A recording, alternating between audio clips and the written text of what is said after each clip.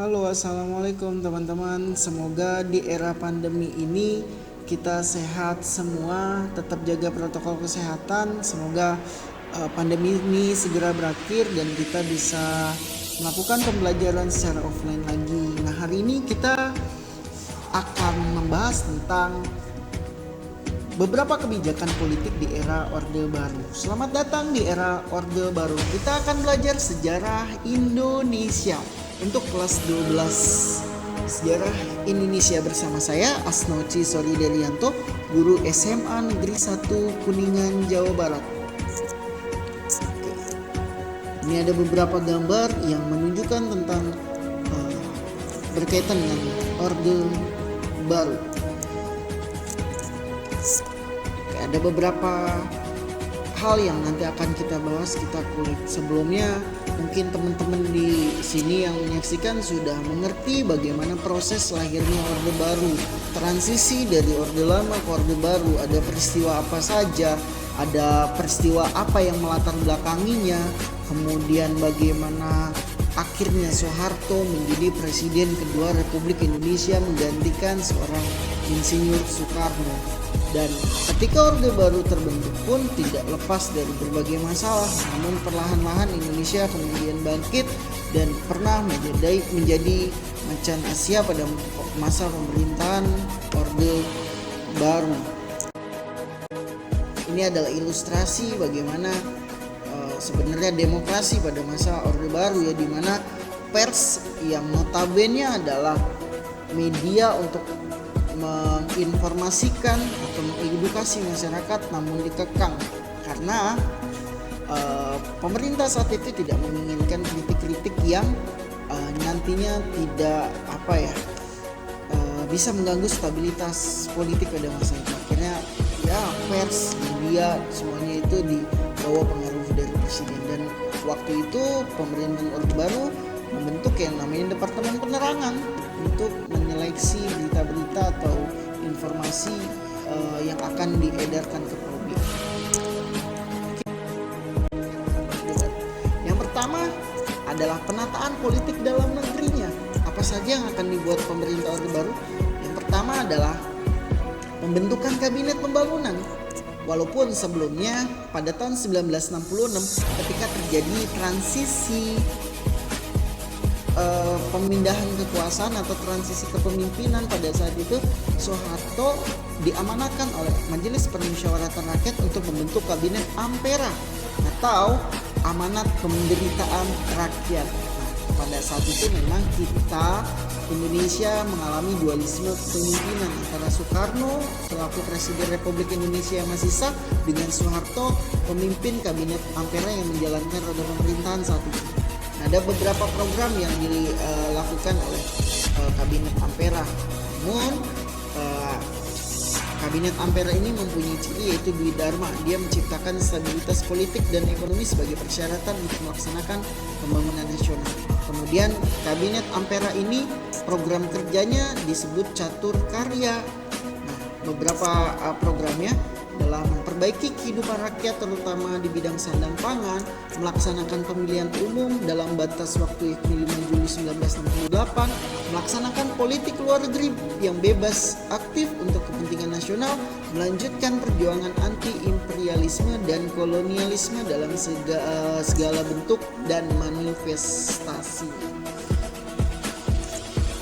Namun Kabinet Ampera ini tidak berjalan lama karena akhirnya nanti Soeharto akan membentuk Kabinet Pembangunan setelah sidang MPRS tahun 1968 menetapkan Soeharto sebagai presiden untuk masa jabatan 5 tahun.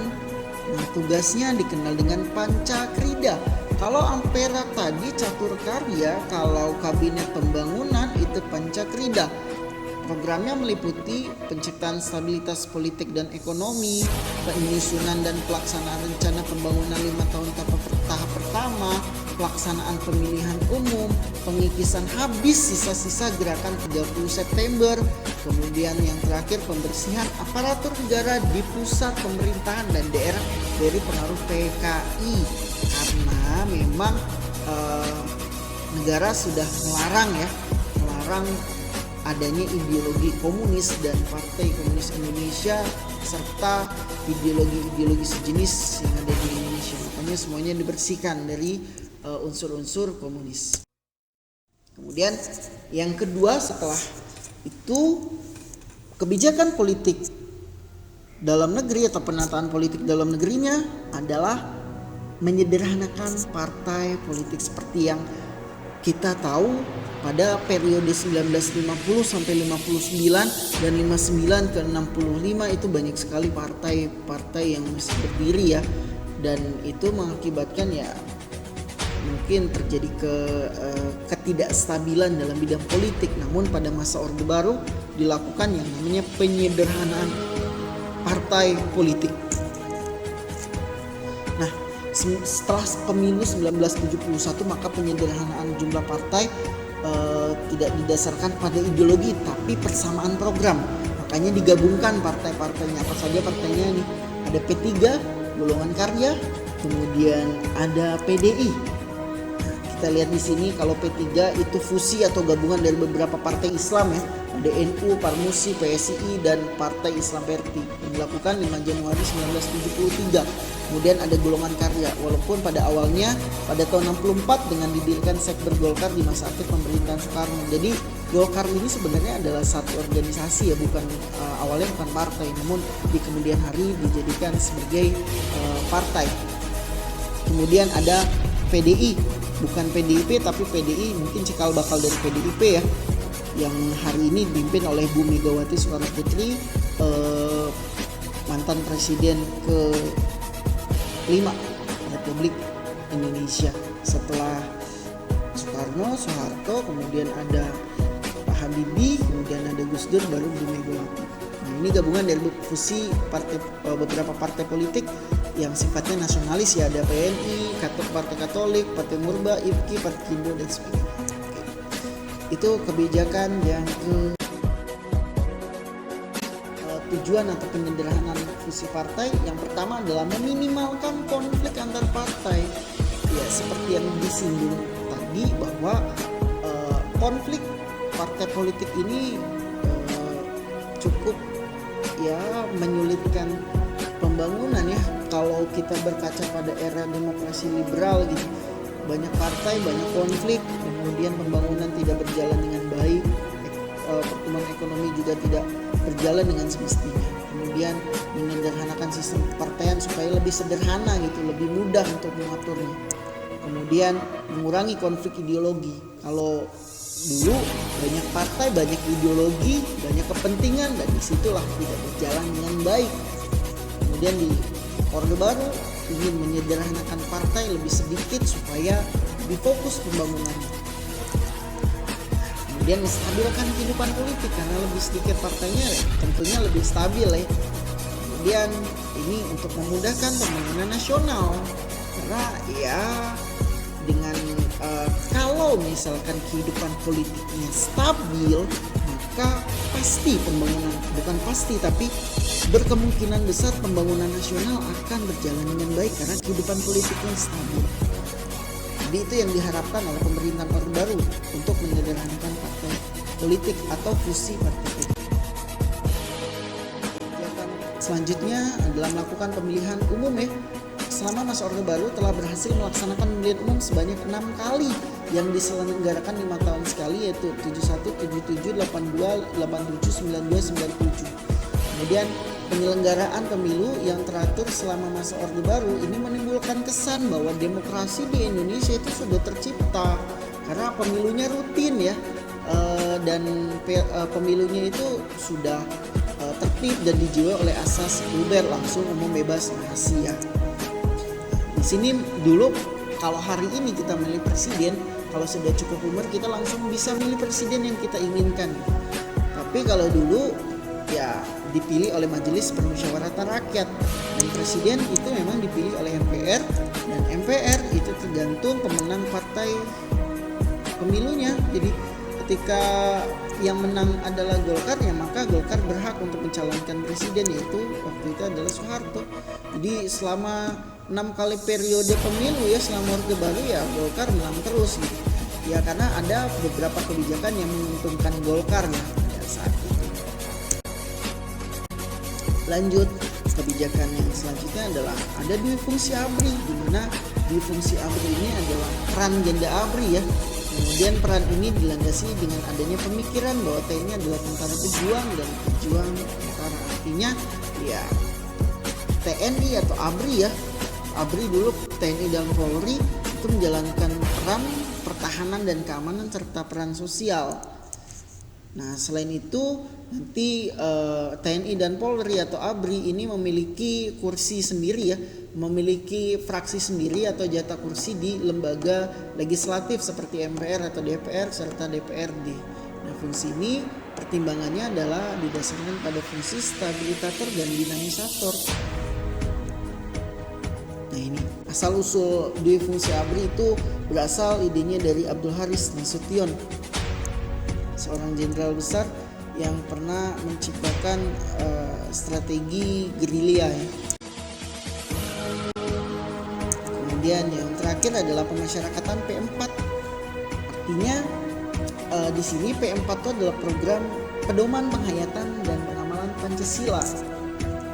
Nah, tujuan dari penataran P4 adalah membentuk pemahaman yang sama mengenai demokrasi Pancasila, sehingga dengan pemahaman yang sama itu diharapkan persatuan dan kesatuan nasional itu akan terbentuk dan terpelihara.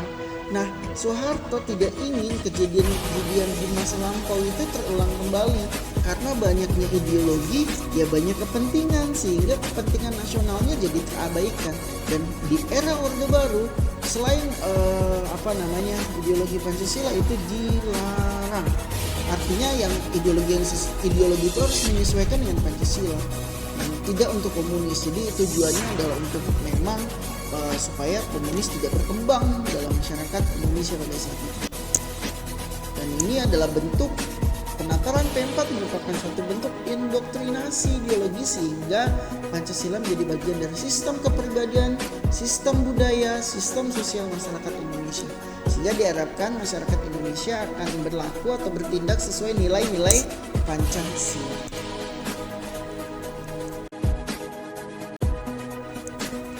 Oke, yang kedua ini tadi dalam negeri ya, sekarang penataan politik luar negeri.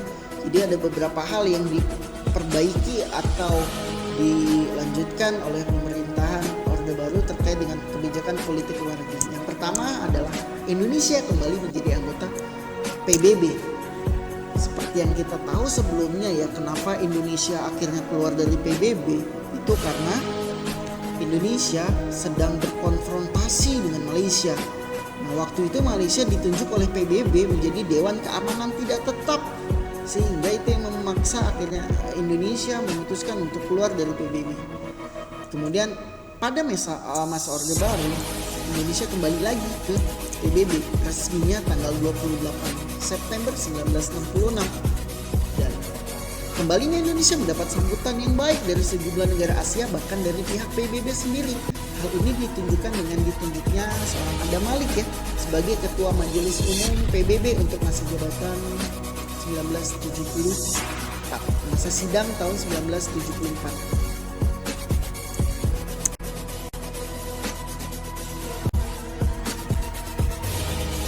Oke, yang kedua itu membekukan hubungan dengan Tiongkok.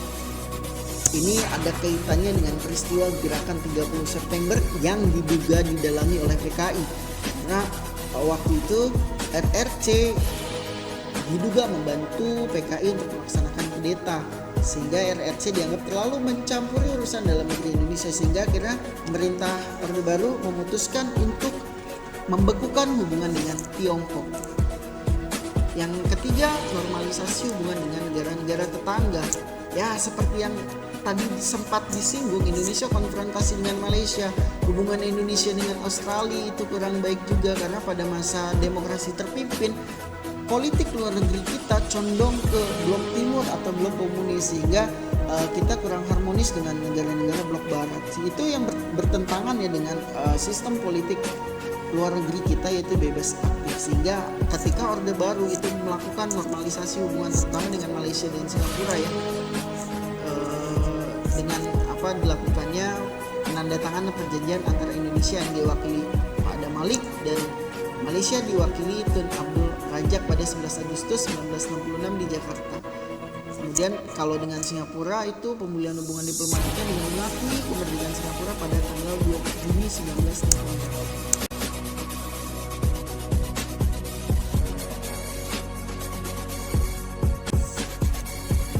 Keempat, kebijakannya adalah memperkuat organisasi regional dan internasional. Seperti sempat tadi disinggung bahwasanya politik luar negeri kita adalah bebas aktif.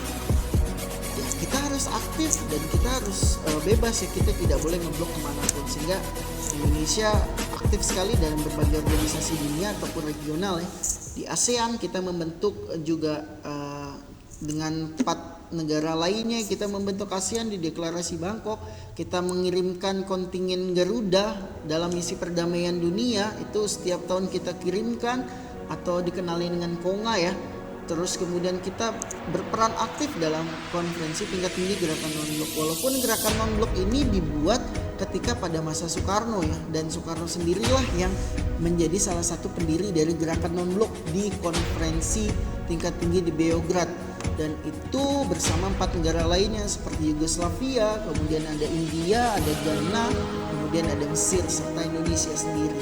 Kemudian ikut aktif dalam organisasi gerakan Islam atau OKI.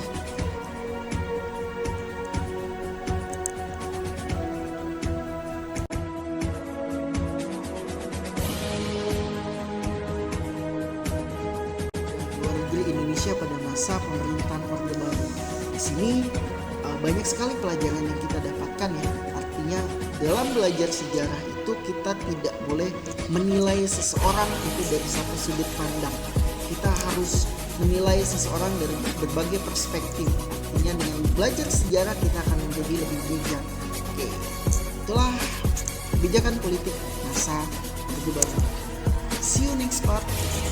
Terima kasih dan salam masalah sejarah Indonesia. Assalamualaikum warahmatullahi wabarakatuh.